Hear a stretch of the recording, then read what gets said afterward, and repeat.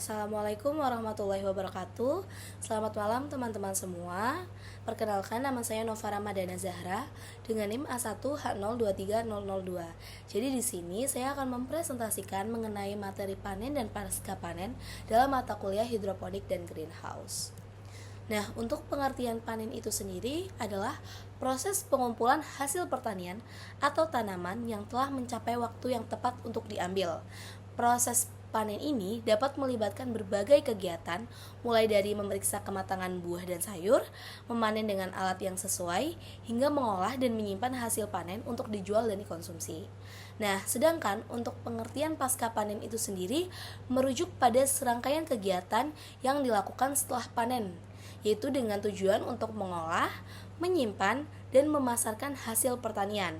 Kegiatan pasca panen sangat penting untuk menjaga kualitas dan mengurangi kehilangan hasil tanaman, serta dapat memaksimalkan keuntungan bagi para petani. Untuk selanjutnya yaitu adalah tahapan pada pasca panen.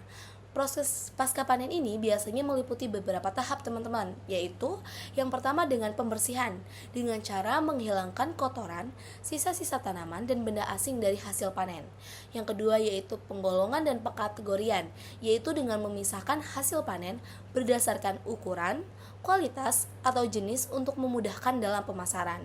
Yang ketiga yaitu dengan pengolahan, yaitu proses mengubah hasil pertanian menjadi produk yang lebih siap dikonsumsi, seperti membuat tepung dari biji-bijian, membuat selai dari buah, atau pada proses pengalengan. Untuk langkah selanjutnya yaitu dengan penyimpanan, dengan menyimpan hasil panen pada cara yang tepat untuk menjaga kesegaran dan mencegah kerusakan, seperti penggunaan ruang pendingin dan tempat penyimpanan yang terlindung dari kelembaban.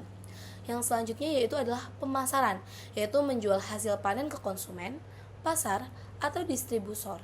Nah, kegiatan ini bisa dilakukan secara langsung teman-teman oleh petani atau bisa dilakukan dengan melalui perantara. Untuk yang selanjutnya yaitu upaya yang dilakukan untuk menghindari kerusakan saat panen. Menghindari kerusakan saat panen itu merupakan faktor yang penting teman-teman, karena untuk memastikan kualitas dan kuantitas hasil pertanian yang optimal. Nah, ada beberapa cara nih teman-teman dalam upaya untuk meminimalisir kerusakan saat panen. Yang pertama yaitu pemilihan waktu panen yang tepat. Dengan memahami waktu panen yang tepat, sehingga tanaman itu dapat dipanen dalam kondisi yang optimal. Pemanenan yang terlalu awal atau terlalu lambat itu dapat mengakibatkan penurunan kualitas dari produk itu sendiri. Nah, untuk yang kedua yaitu penggunaan alat yang sesuai, yaitu dengan menggunakan alat pemanen yang tepat dan tajam untuk mengurangi kerusakan fisik pada tanaman. Misalnya sabit untuk tanaman padi atau alat pemanen khusus untuk buah-buahan.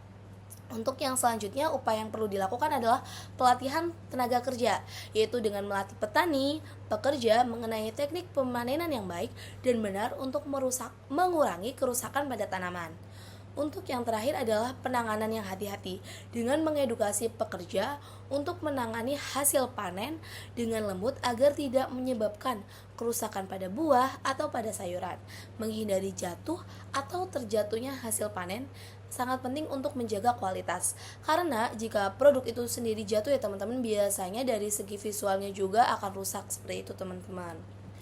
Untuk yang selanjutnya adalah kriteria tanaman yang siap panen. Nah, ada beberapa kriteria nih tanaman yang siap panen teman-teman. Nah, biasanya kriteria itu sangat bervariasi tergantung pada jenis tanamannya itu sendiri.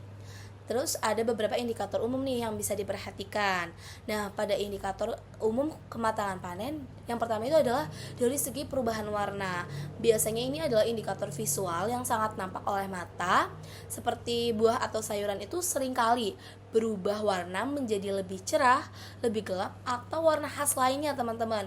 Seperti tomat menjadi lebih merah, pisang menjadi berubah warna kuning, dan cabai berubah menjadi warna merah. Untuk yang selanjutnya yaitu perubahan ukuran dan bentuk. Buah atau sayuran biasanya mencapai ukuran dan bentuk maksimal untuk karakteristiknya saat matang. Namun beberapa tanaman dipanen sebelum mencapai ukuran maksimal. Seperti itu teman-teman. Untuk kriteria selanjutnya adalah perubahan tekstur. Tekstur buah atau sayuran biasanya menjadi lebih lunak atau lebih keras saat matang tergantung pada jenis tanamannya teman-teman. Seperti alpukat alpukat itu menjadi lebih lunak, kacang-kacangan menjadi lebih keras. Untuk kriteria yang selanjutnya adalah aroma. Beberapa buah mengeluarkan aroma yang lebih kuat dan khas saat matang. Contohnya mangga dan durian, teman-teman. Untuk yang selanjutnya adalah kriteria mudah dipetik. Buah dan sayuran yang matang biasanya lebih mudah dipetik dari batangnya dengan sedikit tenaga. Dan yang terakhir yaitu adalah waktu panen. Jadi setiap tanaman itu memiliki perkiraan waktu panen setelah penanaman. Biasanya petani ini memiliki kalender tanam dan dapat memperkirakan waktu panen berdasarkan pengalaman dan informasi dari varietas yang digunakan. Seperti itu teman-teman. Sekian materi dari saya, presentasi dari saya. Kurang lebihnya mohon maaf. Wassalamualaikum warahmatullahi wabarakatuh.